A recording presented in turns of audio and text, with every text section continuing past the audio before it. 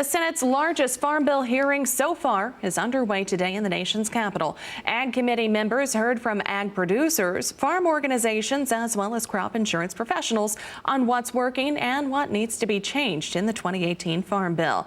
RFD-TV's D.C. Bureau Chief Sarah Mock joins us live in Washington with more.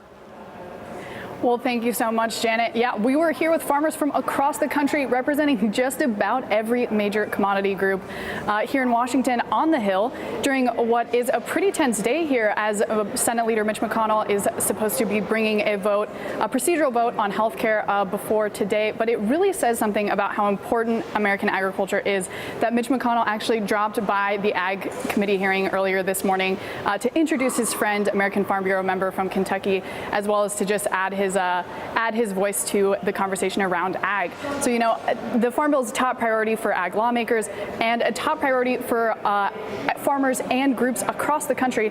As we said, 17 witnesses talking about crop insurance, commodities, credit, and making their pitches for specific programs for the 2018 Farm Bill. Lots of eyes this morning were on cotton, of course, a program that many considered pretty ineffective in the last Farm Bill. A southern cotton farmer today was clear on what his industry's ask is for 2018. The passage of the current Farm Bill coincided with significant changes in the global cotton market. Shortly after the bill was approved, cotton prices began a significant decline, and the result of a buildup of global cotton stocks decreased demand and reduced exports.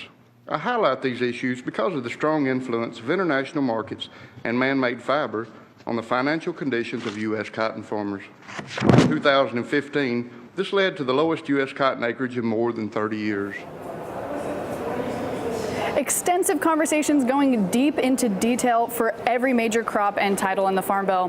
Crop insurance and changes to subsidy programs were a focus for both farmers and lawmakers, with one Iowa senator taking time for some very strong words on the tightening Farm Bill budgets.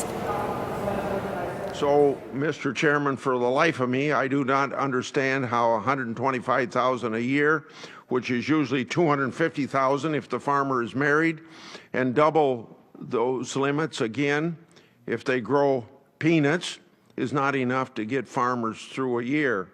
I do not envy the budget challenges that Chairman Roberts faces with the Farm Bill one bit, but why do we leave loopholes in place that open us up for ridicule? What is the harm of supporting a policy that helps young and beginning farmers give us credibility against our critics and save our money for the taxpayers? So, Janet, again, we are hearing very strong words from lawmakers who are normally very supportive of the Farm Bill, very supportive of not cutting crop insurance or any subsidies. But of course, we are looking at Chairman Conaway has already agreed to $10 billion in cuts in the Farm Bill over the next 10 years. So, you know, farmers have made their voices heard here today, and we'll see what lawmakers do with that. Janet? All right. Well, Sarah, thank you very much for your coverage of that hearing taking place in Washington, D.C. That's D.C. Bureau Chief Sarah Mock joining us from the Hill in D.C.